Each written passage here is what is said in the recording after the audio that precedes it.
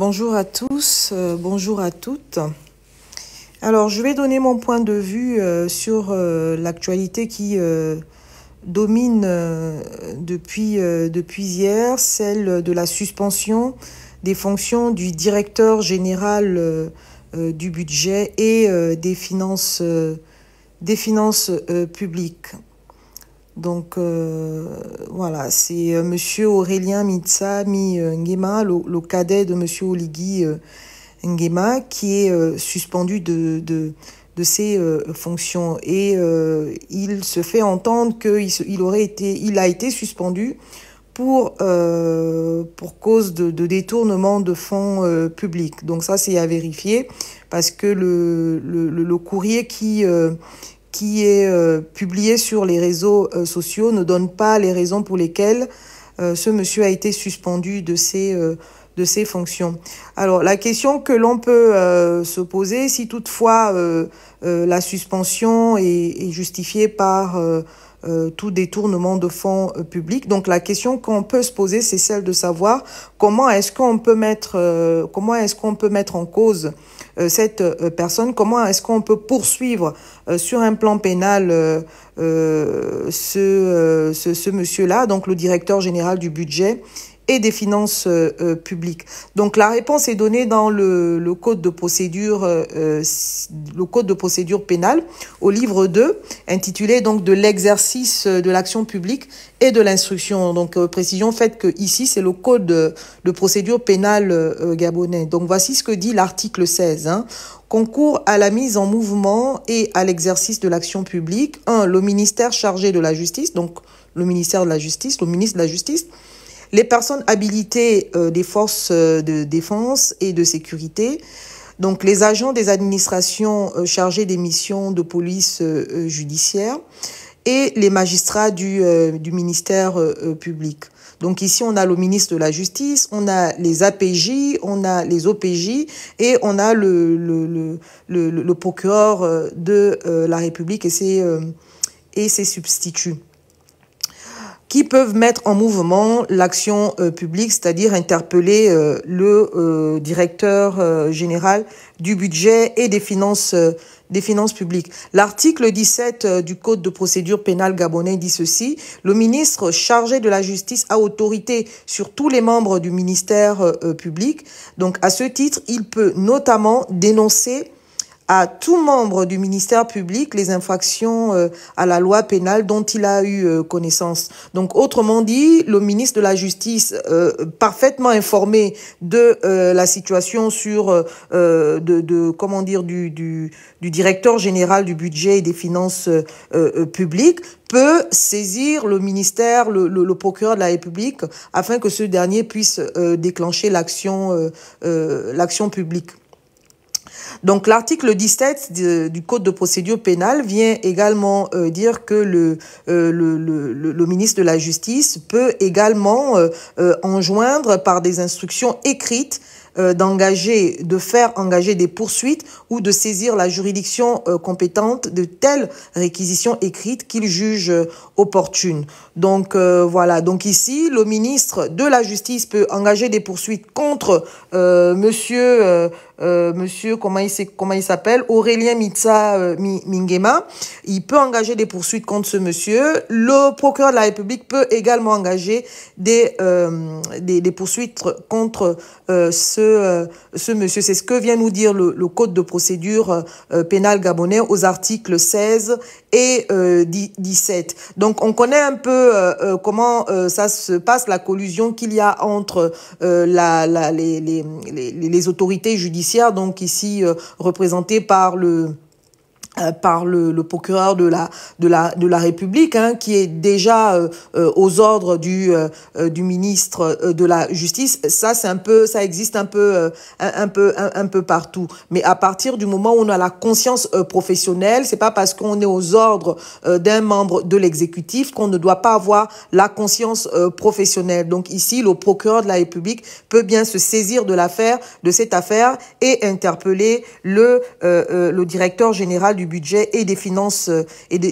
publiques. Donc l'article 18 du Code de procédure pénale gabonais vient dire que le ministre de la Justice ne peut donner d'instruction de ne pas poursuivre. C'est-à-dire que si le procureur de la République se saisit de cette affaire, le ministre de la Justice ne peut pas venir l'en empêcher. Donc ça, c'est ce que vient de nous dire ce test-là. Mais en pratique, malheureusement, les choses ne se passent pas comme ça. On sait que voilà, le procureur de la République est subordonné au ministre de la Justice, au ministre de la Justice, voilà. Donc, il n'est pas exclu que l'autorité hiérarchique, l'autorité supérieure, donne des instructions qui iront à l'encontre de l'article 18 du Code de procédure pénale qui dit que le ministre de la Justice ne peut donner d'instructions de ne pas poursuivre. Donc ici, il y a donc une suspicion de détournement de fonds publics. Donc voici ce que vient dire donc l'article, les articles du code pénal gabonais. Donc ça va être un peu voilà, je vais quand même me permettre de vous lire le contenu de ces tests là. Donc de la corruption active et du trafic d'influence commis par les particuliers. Donc ça c'est l'article 133 du code pénal gabonais qui vient dire ceci: est puni de 10 ans d'emprisonnement ou plus et de 50 millions de francs d'amende au plus. Le fait, alors je vais remonter ma page. Le fait, Yanga Abouf, ça non. Donc le fait par quiconque de proposer sans droit, à tout moment, directement ou indirectement, des offres, des promesses, des dons, des présents, ou des avantages quelconques à une personne dépositaire de l'autorité publique chargée d'une mission de service public ou investie d'un mandat électif public pour elle-même ou pour autrui, soit pour qu'elle accomplisse ou s'abstienne d'accomplir, ou parce qu'elle a accompli ou s'est abstenue d'accomplir un acte de sa fonction, de sa mission ou de son mandat, soit pour qu'elle abuse ou parce qu'elle a abusé de son influence réelle ou supposée en vue de faire obtenir d'une autorité ou d'une administration publique des distinctions, des emplois, des marchés ou toute autre décision favorable. Donc là, on est sur la corruption émanant d'un particulier à l'encontre d'une autorité,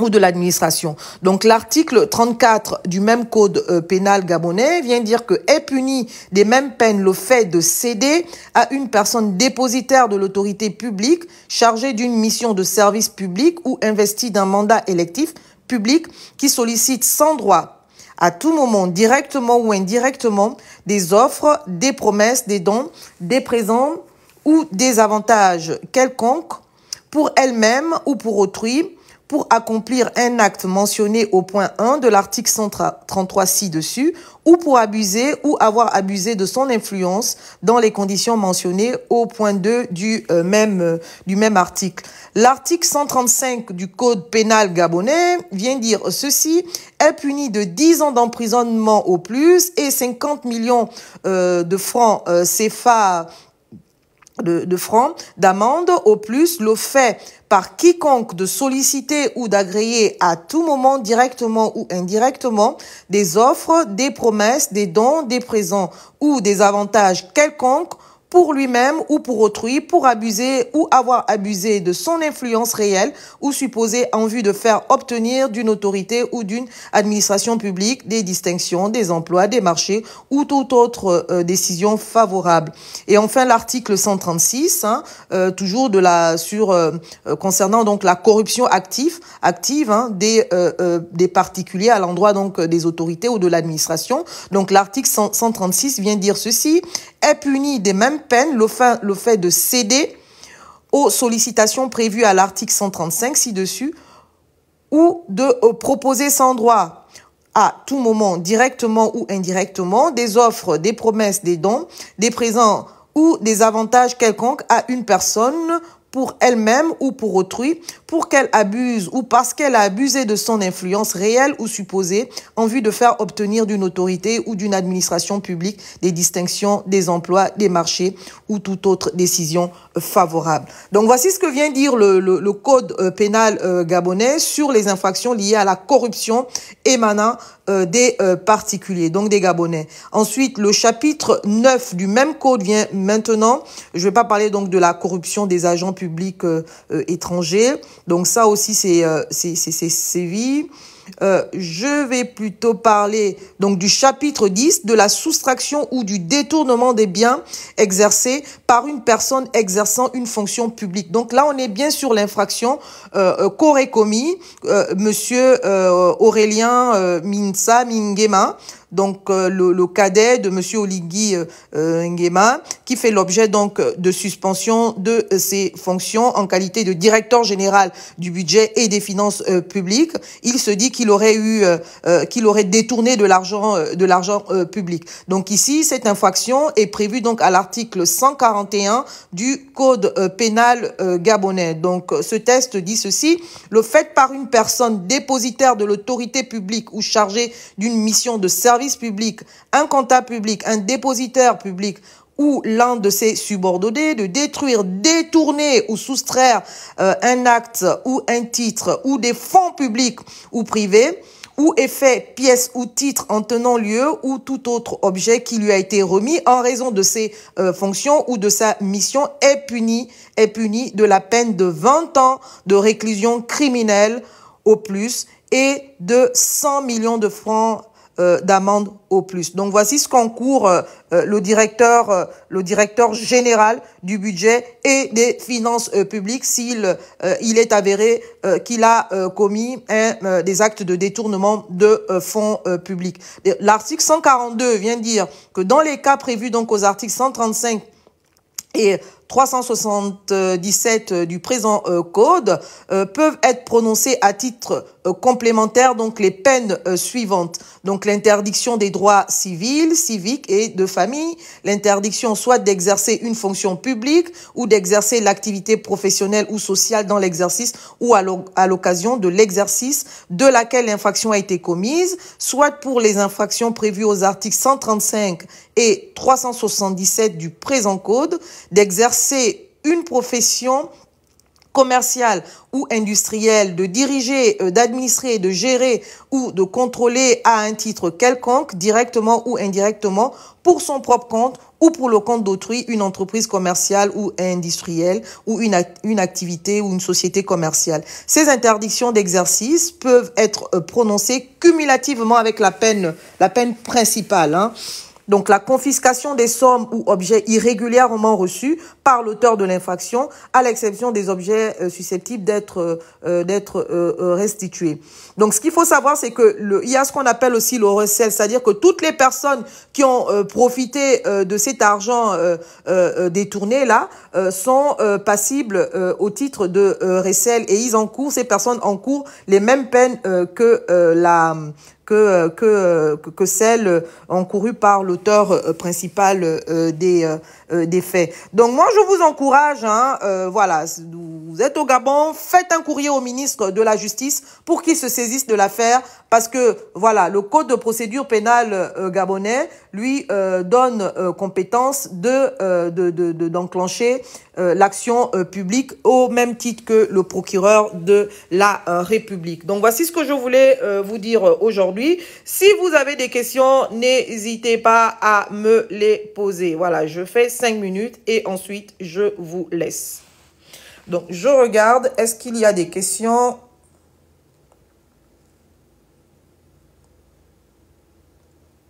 Alors, est-ce qu'il y a des questions?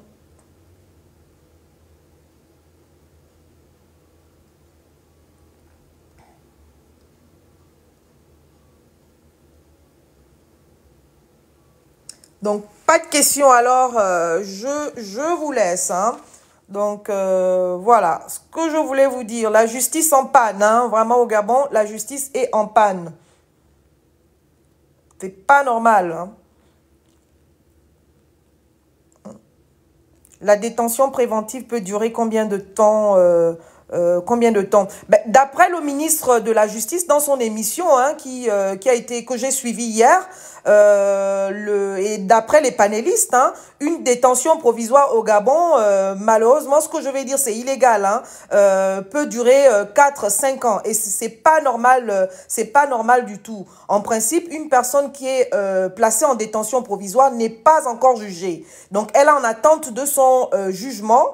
Donc, si elle est en détention provisoire, c'est parce qu'elle n'offre pas de garantie de représentation, ou c'est parce que l'infraction que cette personne a commise est tellement grave que voilà, que si elle est mise en liberté, ou si elle bénéficie par exemple d'un contrôle judiciaire, il y a des risques que cette personne-là puisse réitérer d'autres infractions. Donc c'est pour protéger la société que la personne est en détention provisoire en attendant son jugement. Donc une détention provisoire, je vais vérifier le test, hein. Moi, au-delà d'1 an, 2 ans, c'est exagéré. Voilà, c'est-à-dire une personne, je vais vérifier les tests et je reviendrai là-dessus pour vous dire. Moi, pour ma part, 1 an, c'est largement suffisant. Au bout d'1 an, la personne doit être jugée et voilà, savoir si elle est coupable ou pas des faits pour lesquels, les faits pour lesquels elle est soupçonnée d'avoir commis.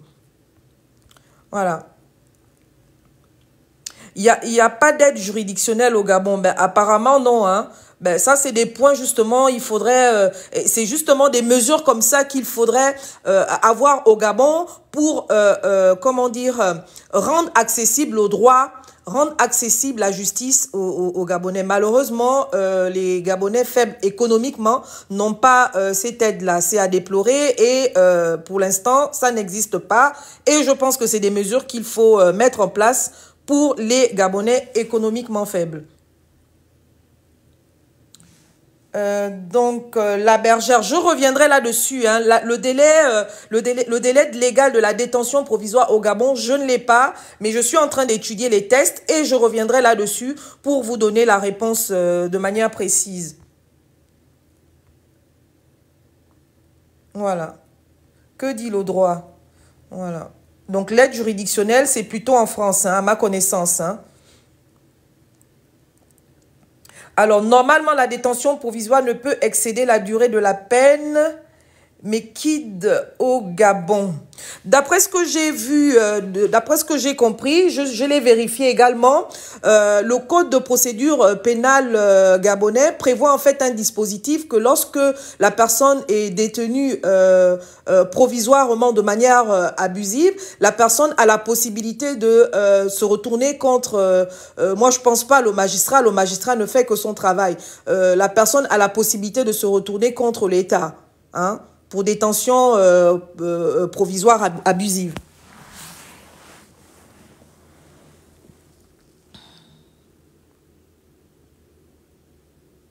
Donc, c'est au cas par cas. Mais souvent, ils fixent la peine au même niveau que la détention provisoire. Même ici en France, hein, sachant que le maximum encouru, hein, ce que je dis, c'est la règle générale. Le maximum encouru, là, par exemple, pour les détournements de fonds publics, alors c'est l'article 141, dit que le maximum encouru, c'est 20 ans de réclusion criminelle. Donc, c'est le maximum encouru. Ça ne veut pas dire que la personne qui est condamnée qui est jugée ou condamnée pour des faits de détournement de fonds publics va forcément prendre le maximum encouru, hein. Donc, ça peut être, la personne peut être condamnée tout simplement à 5 ans de prison, hein. Donc, voilà. Donc, si cette personne a fait, comme au Gabon, on est dans l'abus, si la personne a fait 4 ans de détention provisoire, que cela ne vous surprenne pas que le tribunal qui est amené à trancher de ces faits-là puisse condamner la personne à que la peine prononcée corresponde à la détention provisoire, en fait. Voilà. Donc, c'est pas interdit, hein. Donc, le maximum encouru n'est pas forcément celui qui est décidé par la juridiction qui rend le jugement, qui rend la décision.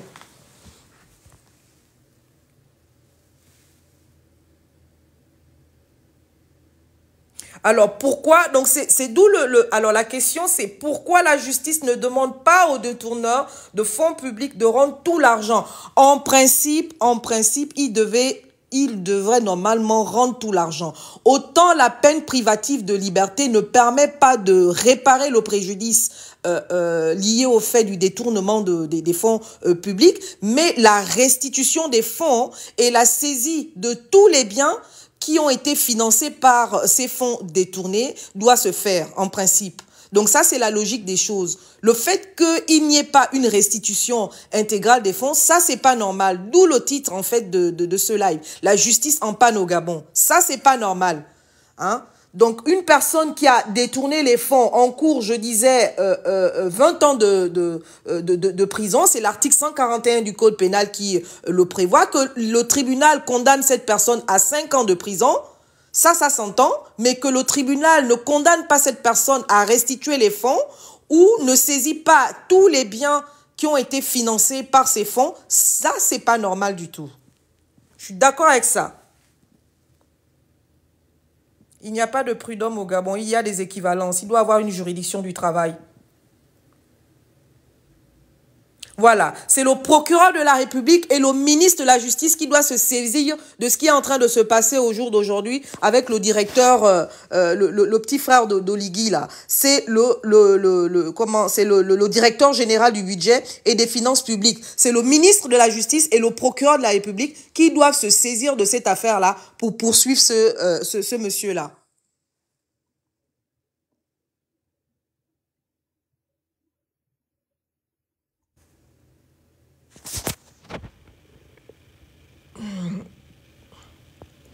Alors, je vais faire quelque chose. Si vous voulez monter, voilà. Si vous voulez monter, n'hésitez pas. Alors, du coup, il n'y a pas de prud'homme au Gabon. Voilà, ça j'ai dit. Cette juridiction ne s'appelle pas Conseil de prud'homme, mais il doit avoir un tribunal du travail au Gabon, forcément. Refuser.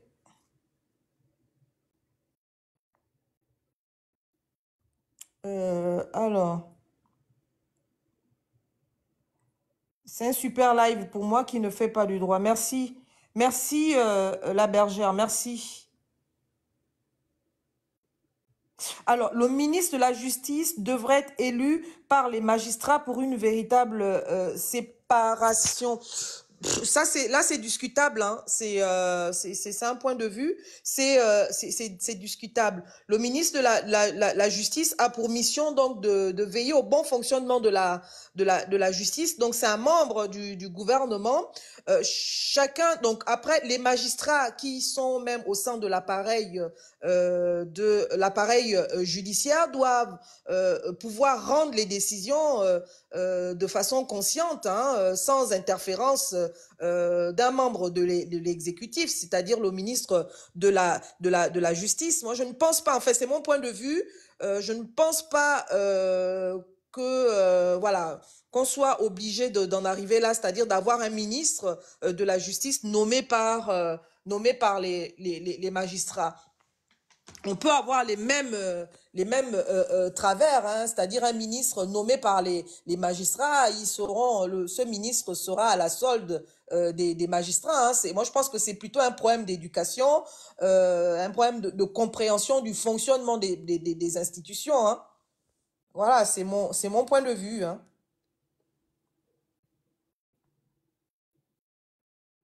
Madame, la justice a été corrompue. Les pots de vin, qui va poursuivre qui maintenant? Ben, c'est tout le problème, on est d'accord. C'est tout le problème. C'est tout le problème. La justice est corrompue, d'où l'intérêt que j'ai eu aujourd'hui de vous lire alors les dispositions applicables en matière de corruption et de détournement de fonds publics. Hein. Hier, je disais dans mon live que personne n'est au-dessus de la loi. Lorsqu'il y a une infraction, les autorités qui ont cette compétence-là d'enclencher l'action publique, ces autorités-là doivent se saisir. Donc ici, il est question donc du ministre de la Justice et du procureur de la République.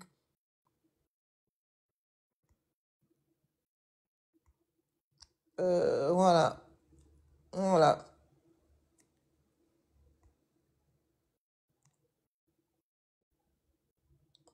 Un avocat peut-il attaquer l'État sur les conditions de détention? Bien sûr, bien sûr, bien sûr.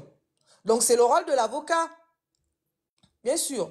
L'État est responsable, hein, toute personne morale, comme une personne physique, l'État, en sa qualité de personne morale, est aussi passible de poursuite, hein. Par contre, en matière pénale, ce sont les autorités, les responsables qui vont être mises en cause. Mais sinon, un État, d'ailleurs, c'est pourquoi il y a ce qu'on appelle le tribunal administratif, la cour d'appel administrative. Donc, ces juridictions-là ont vocation à connaître des litiges que l'État rencontre avec d'autres institutions publiques ou avec des particuliers. Donc oui, et le rôle de l'avocat, c'est justement, l'avocat va jouer son rôle auprès de ces juridictions en portant des affaires par le biais d'une assignation ou d'une requête, hein. Voilà, voilà. Il faut les tribunaux administratifs et cours d'appel dans toutes les 9 provinces. Je suis d'accord avec vous. Je suis d'accord avec vous. Cela permettra d'avoir une justice de proximité. Mais le problème, c'est que donc il faut, comme vous dites, Mousse 13, il faut des tribunaux administratifs et des cours d'appel dans toutes les 9 provinces du Gabon. Donc il faut cela. Mais sauf que ça va augmenter en fait le nombre de fonctionnaires. Or, l'État est endetté, l'État n'arrive pas à payer ses fonctionnaires, l'État n'arrive pas à payer ses retraités. Donc, ça va augmenter encore les dépenses de l'État. Donc, vraiment, il faut trouver un juste milieu entre cette proposition-là qui est très intéressante. Parce que même dans les grandes puissances telles que la France, quand Sarkozy est arrivé au pouvoir, il a été amené à supprimer certaines juridictions dans des départements. Donc parce que voilà, il faut réduire le train de vie de l'État, parce que qui dit création de tribunaux dit comment dire création de nouveaux postes au niveau de la fonction publique, et c'est encore des dépenses au niveau du budget de l'État. Donc ça, c'est intéressant. L'avantage de cette idée-là, c'est que on a une justice de proximité. C'est-à-dire que quelqu'un qui est à OIM n'a pas besoin de descendre à Libreville pour pouvoir obtenir une décision de justice. Donc c'est l'avantage de cela. Et aussi au niveau donc des barreaux, de créer plusieurs barreaux, parce que tous les avocats sont concentrés à Libreville. Donc, le fait d'avoir plusieurs barreaux dans les 9 provinces du Gabon, cela permettra d'avoir une justice de proximité. Voilà. Je monterai sur vos lives avec plaisir. Avec plaisir. Avec plaisir. Donc là, moi, je vais devoir m'en aller. Il est 14h40. Le devoir m'appelle. Merci en tout cas de l'interaction. Merci à vous. Et bien de choses à vous.